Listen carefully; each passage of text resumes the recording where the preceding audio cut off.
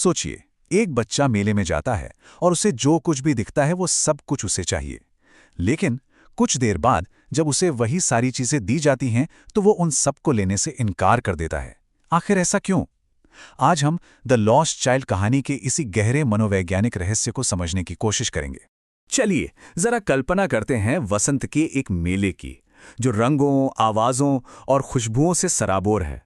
एक छोटे बच्चे के लिए तो ये जगह किसी जादुई दुनिया जैसी है ना? हर तरफ मिठाइयाँ, खिलौने, झूले, एक ऐसा व्हर्लपूल, एक ऐसा भंवर जहाँ हर कदम पर एक नया अजूबा उसका इंतजार कर रहा है। और यहीं पर हमारी कहानी का सबसे बड़ा और सबसे दिलचस्प सवाल उठता है। एक बच्चा जो मेले की हर चीज के लिए ललचा रहा था, जब उसे वो सब कुछ सच में मिलता है तो वो मुंह क्यों फेर लेता है? चलिए इस पहेली को सुलझाते हैं। तो सबसे पहले आइए उस बच्चे की नजरों से मेले को देखते हैं। ये इच्छाओं और प्रलोभनों की एक ऐसी दुनिया है जहां वो हर चीज से पूरी तरह फैसिनेटेड यानी मंत्रमुग्ध है। ये बच्चा मानो जैसे जिंदगी और हंसी का एक छोटा सा गोला हो। अपने माँ बाप के साथ जैसे ही वो मेले में दाखिल होता है, उसकी आंखें चमक उठती हैं। वो हर नई चीज की तरफ खिंचा चला जा रहा है और उसकी हंसी पूरे माहौल में गूंज रही है। लेकिन इस सारे उत्साह के पीछे एक समझ भी है। बच्चे और उसके माता पिता के बीच एक अनकहा नियम है, एक अनस्पोकन रूल। उसे ये पता है कि उसकी ज्यादातर ख्वाहिशों का जवाब एक खामोश ना ही होने वाला है। मेले में घुसते ही सबसे पहले उसकी नजर पड़ती है उसकी मनपसंद मिठाई बर्फी पर। वो धीरे से कहता है, मुझे वो बर्फी चाहिए। ये उसकी पहली और सबसे सीधी सादी इच्छा है। लेकिन कमाल की बात देखिए, वो जवाब का इंतजार करता ही नहीं। उसे पता है कि अगर वो जिद करेगा तो उसे लालची कहा जाएगा, इसलिए वो अपनी ख्वाहिश को खुद ही दबा देता है और चुपचाप आगे बढ़ जाता है। इसके ठीक बाद उसका ध्यान खींचती है गुलमोहर के फूलों की एक सुंदर माला। रंग बिरंगे फूल उसे अपनी ओर बुला रहे हैं।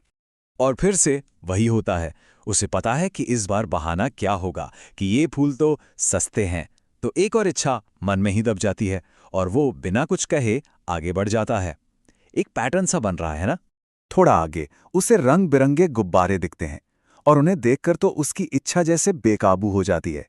वो उन सभी इंद्रधनुषी गुब्बारों को पा लेना चाहता है। पर उसे ये भी मालूम है कि इस बार क्या सुनने को मिलेगा, कि वो अब इन खिलौनों से खेलने के लिए बड़ा हो गया है। तो एक बार फिर वो चुपचाप आगे बढ़ जाता है। तो अब तक हम समझ चुके हैं कि बच्चे की दुनिया कैसी है, जहां इच्छाएं तो बहुत हैं पर उन्हें जाहिर करने की इजाजत नहीं है। अब तक बच्चे ने अपनी हर ख्वाहिश को अपने अंदर ही रखा है, लेकिन अब कहानी में एक ऐसा मोड़ आता है जो सब कुछ बदल कर रख देगा। बस एक अकेली गुजारिश जो एक भयानक सच को सामने ले आएगी।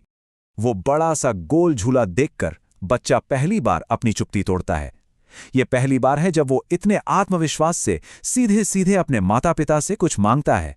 ये एक हिम्मत भरा अनुरोध था, लेकिन जवाब में कुछ नहीं आता, सिर्फ खामोशी। और ये खामोशी किसी भी ना से कहीं ज्यादा डरावनी थी। जब वो पलट कर देखता है तो उसके माँ बाप वहां नहीं हैं। एक पल में मेले का सारा जादू, सारा उत्साह एक भयानक डर में बदल जाता है। वो घबराकर असली डर से रोता हुआ उन्हें हर जगह ढूंढने के लिए दौड़ता है। और बस यहीं हमें उस सवाल का जवाब मिलना शुरू होता है जिससे हमने ये कहानी शुरू की थी।